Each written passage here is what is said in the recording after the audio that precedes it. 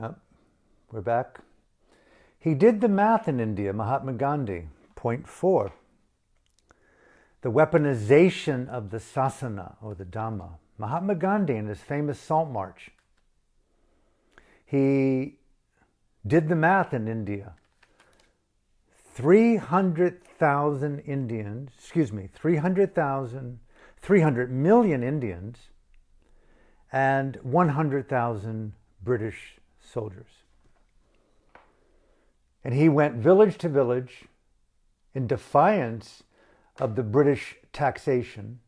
Imagine if there was a terrorist organization shooting upon sight, as MAH-SAC is doing in Burma today. And he told and encouraged people to stop work, and they stopped work. And he went to the sea, held up that famous fist to the sun of salt, and crippled the white supremacist occupation of India at their knees. The Sangha of Burma can act as a combination force of Mahatma Gandhi, Aung San Suu Kyi, the Buddha, Sariputta, Mahamoggallana, any hero and heroine throughout time immemorial. What I mean by the weaponization of the Sangha, a collective force of civil disobedience. The March on Naypyidaw. Imagine the Sangha gathering on Thinjan in early April.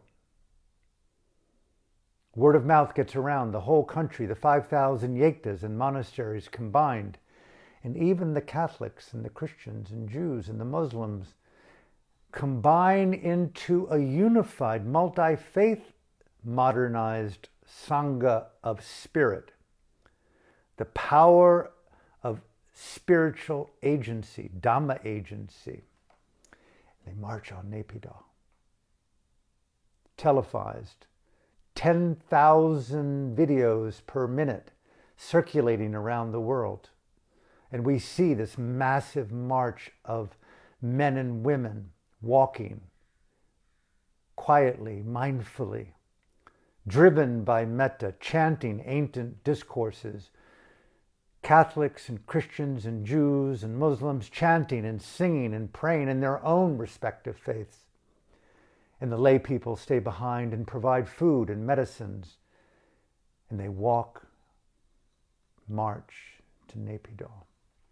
What a heroic, extraordinary wave of Dhamma in action. May it happen as a downfall, a means of overthrowing the terrorist group in Burma. Scenario number 5. Financially, killing the cash of the terrorist group is what I would call it. Killing the cash flow to the terrorist group. We have the Myanmar Oil Gas Enterprise, MOGE in Myanmar. I think it's universally understood that the majority of the millions and millions of dollars that digitally go into the bank accounts in Singapore, Switzerland, or in Naypyidaw, or all three, or in China as well, go into the hands of a few terrorist men and women in Naypyidaw. Imagine if that was an electricity switch and we just went click and it's off. Just like that. Cash is killed for the terrorist group. They don't have cash anymore. All they've got now is that gold they've stolen from the Shwedagon and those rubies and all that cash that's hidden somewhere, there, anywhere. And imagine if that was traced by really talented people who could find accounts hidden in different names and disguises, and all of a sudden, it's been hacked, it's been cracked, cash is killed. Let there be a war on the cash of the terrorist organization MAH-SAC. A whole separate army of women and men, digital hackers, digital sleuths, digital commandants, nonviolent digital terrorists who will kill the cash flow of the terrorist group. Don't wait for governments to do it. Let us take it into our own hands worldwide and do everything humanly possible to kill the cash flow of the terrorist group MAH-SAC. The bigger oil and gas and manufacturing and armed sectors.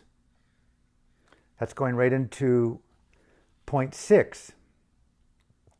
A total arms embargo. That's just so mild for me as a scenario. An arms embargo.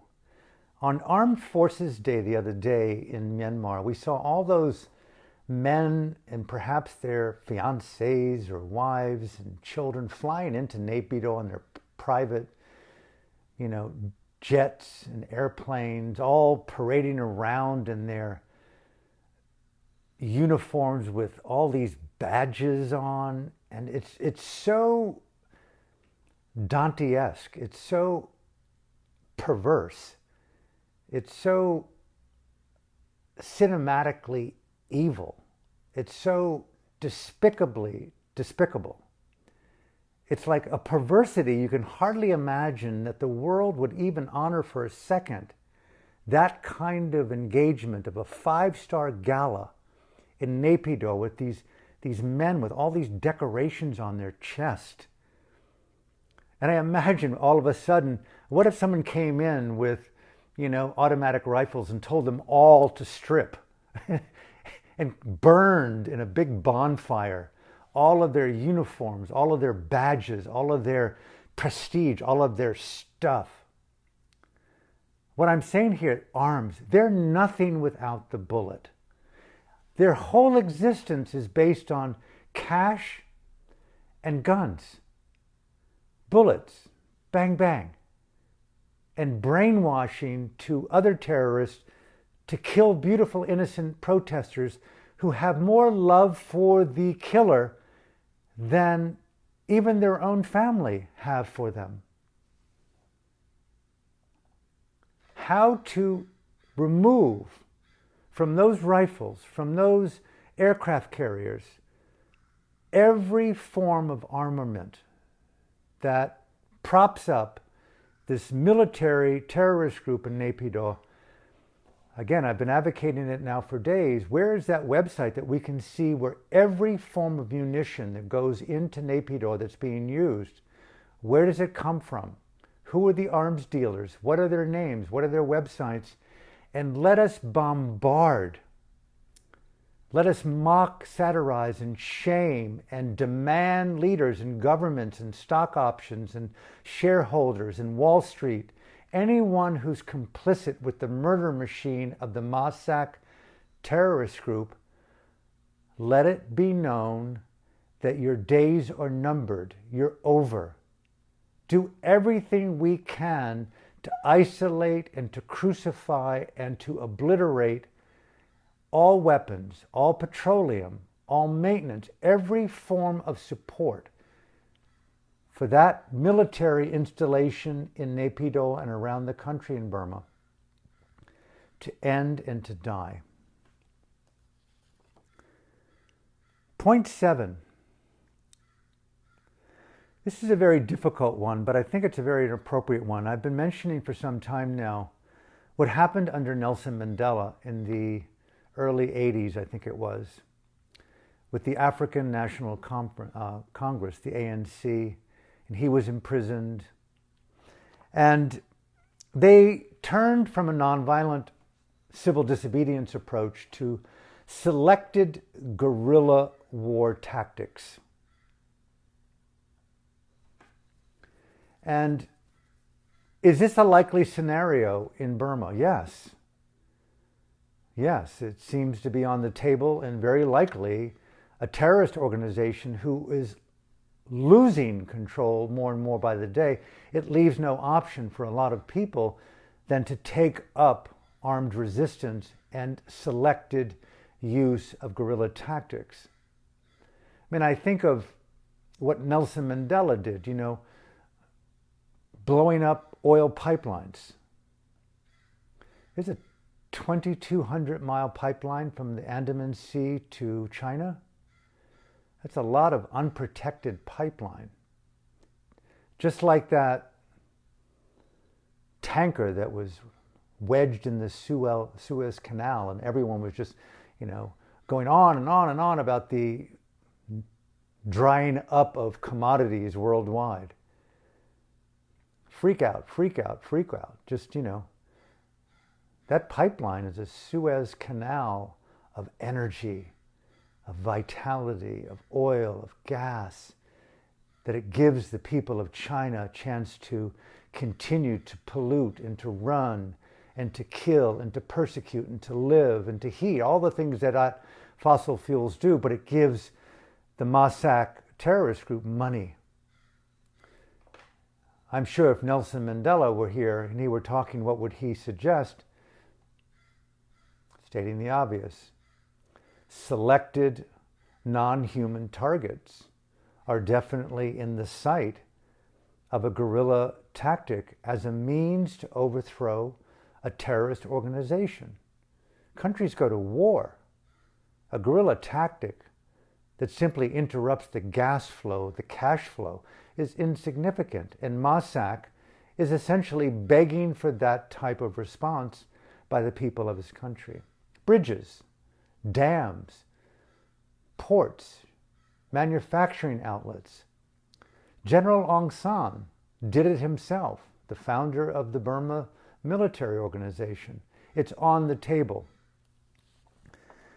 Point 8, very difficult to say this point, but as I thought about it this morning, as a scenario of downfall or overthrow of a terrorist organization, I think it was our US President Obama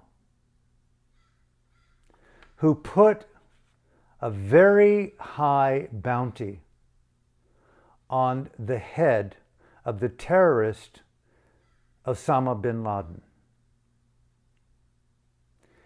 The State Department has up on its website a $5 million bounty for those who've been designated as criminals committing crimes against humanity, terrorist leaders, and those who collude with terrorist leaders. The criminal court in The Hague may very well be doing the same thing. Ming Online has hung himself. He now is a bona fide terrorist.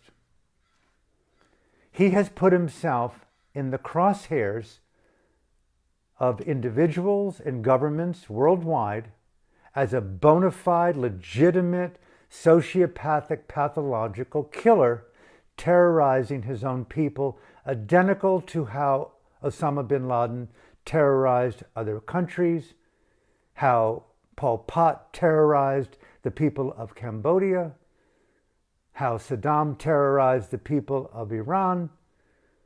The list goes on and on and on. And now we've got Ming Online terrorizing the people of Burma. And so this 8th scenario is the capture or the kill of the terrorist leader. That's what leaders do. That's what world organizations do. That's why the US State Department has up on their website a bounty for Burma's Osama bin Laden, Ming Online. No place he ever walks, no place he ever sleeps, no place he ever goes, nothing he ever drinks, nothing he ever eats, every inhalation of his breath could be poisoned, or it could be a crash, it could be a death, it could be an assassination, it could be his very wife.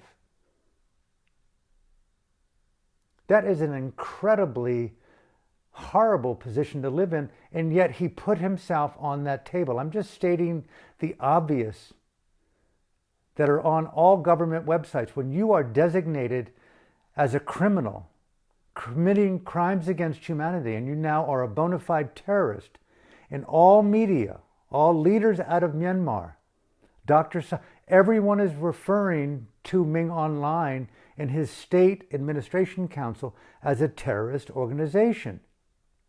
He is now a bona fide international criminal. And with criminals that don't stop criminal terrorism, they get killed or they're taken out or they're captured. Just like Slobodan Milosevic in Bosnia, these people end up in the criminal court or they're assassinated. Ming Online, that is your future, dude. And am I advocating this? I'd much prefer you get captured. I'd much prefer that you flee to China. But the whole world now, there's a bounty on you. And that's a very legitimate means of how you will be taken out. I mean, I think of the images of Saddam Hussein, the power, the castles, the money, ordering thousands of people being killed on the spot, and then to be hunted like a rat, and he's there almost naked in a underground ditch in a cavern. And you think of bin Laden hiding in Pakistan, and all of a sudden he's assaulted by, a team of American SEALs. What's going to prevent the equivalent of an international team of camouflaged SEALs going into Myanmar, above ground? Maybe they're wearing suits. Maybe they're wearing longis. Maybe they speak fluent Burmese. Maybe they live already in Kachin State, Shan State. Maybe they're a combination of multi-ethnicities, but they're highly trained, talented, underground SEALs. That's what's going to happen. And it's a very likely scenario where all of a sudden MAH-SAC is no more.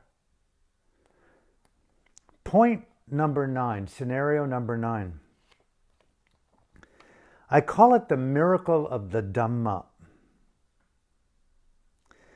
I'm not sure exactly what I mean by that. But being someone who does believe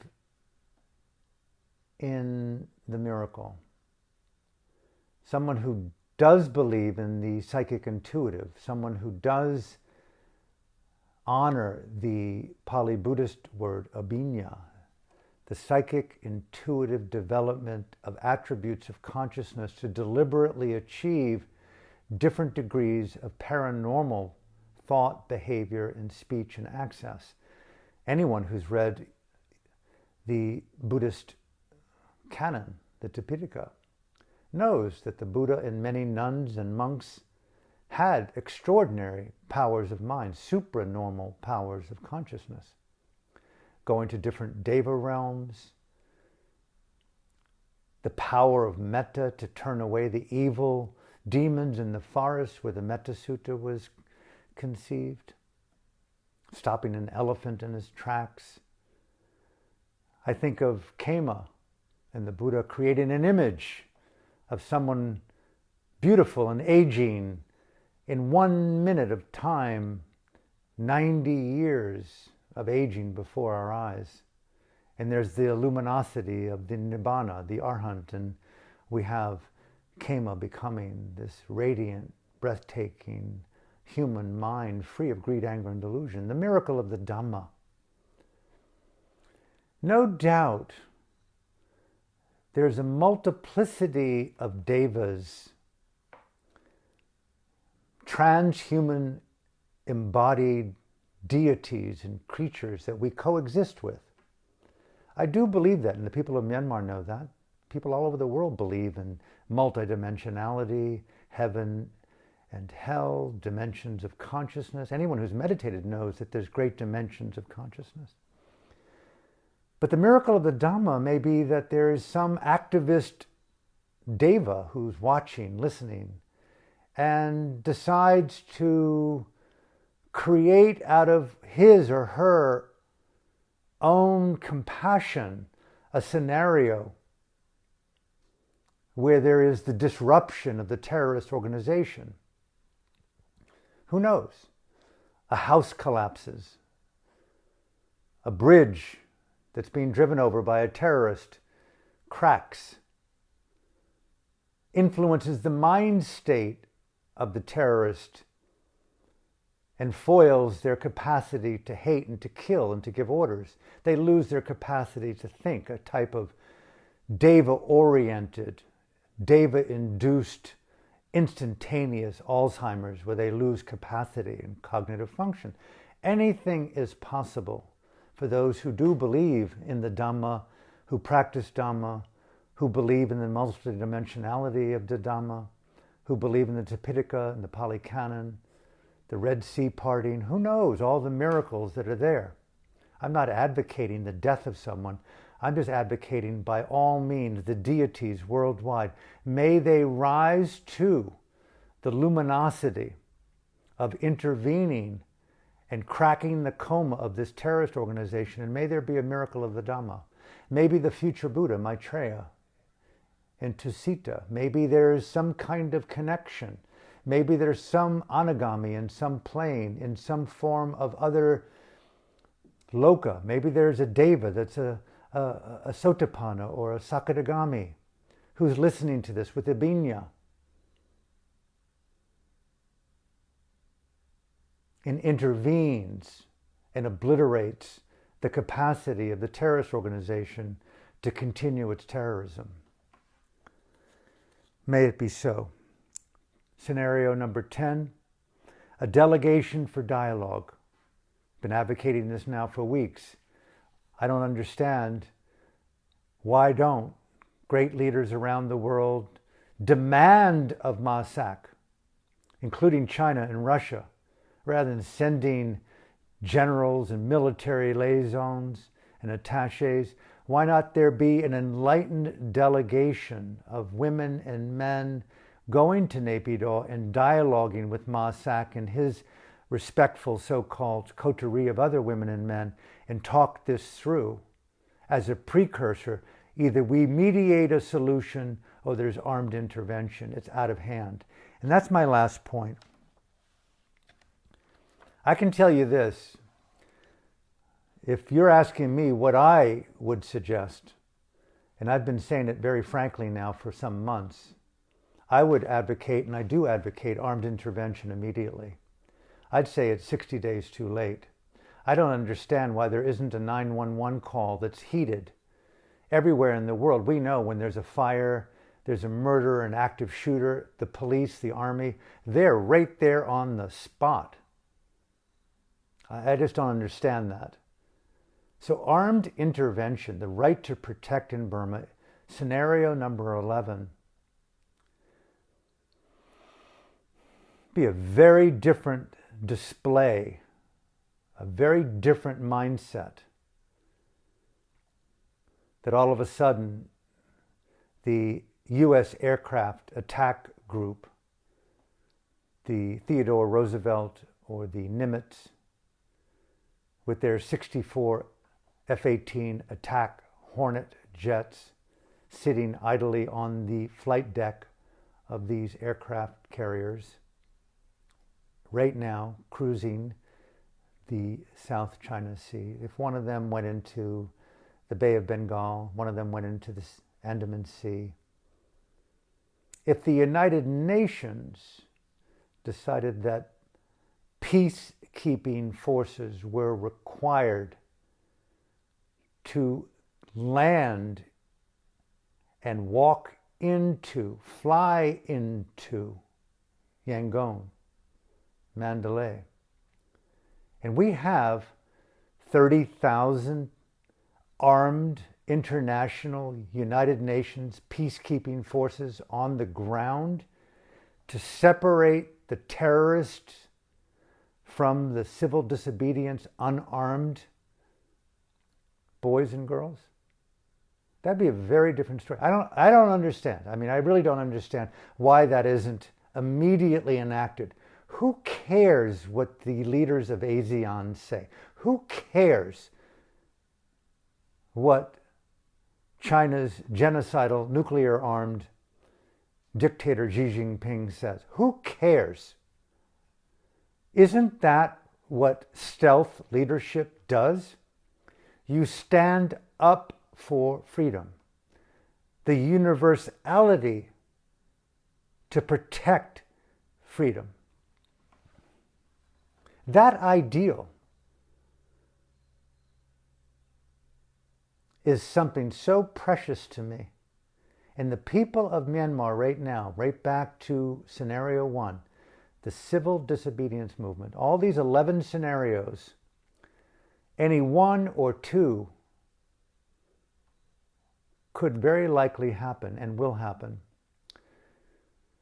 And may the good people, as I end today, in Myanmar,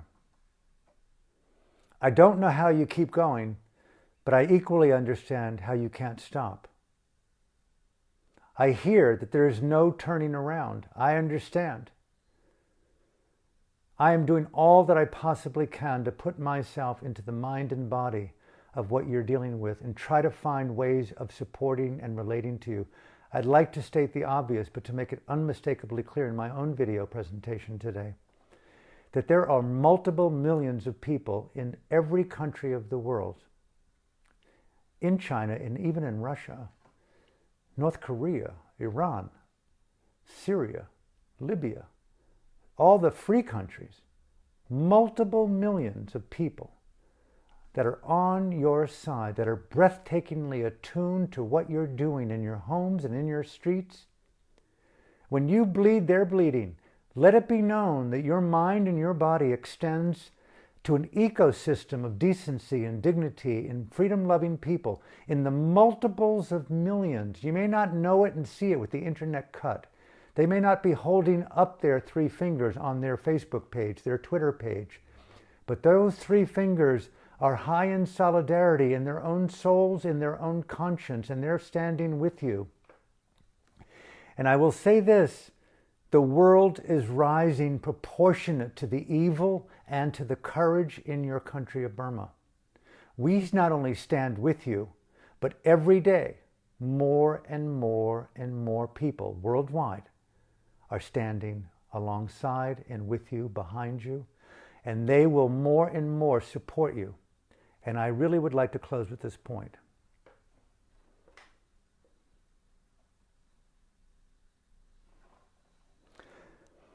Ming Online, if you were to hear this, Ming Online, go to China. Save yourself incarceration, likely torture. Save your wife. Save your daughter. Save your son. Take whom you want. Take your money. Your days are numbered. It's clear. There's a black and white circumstance created in Myanmar today. You're not safe. You may think you have some safety, but you are not safe. And the best thing to resolve this incredible crisis and to return democracy, to release Aung San Suu Kyi, is simply a crack at the top, a military coup or a kill, and the best scenario that could ever happen, since you're obviously not going to get on national TV and say, I am sorry, go. Ming Online, go to Russia or to China and live out your years and give peace a chance in Myanmar. Go. Just go. Go now. Go. Go. Go.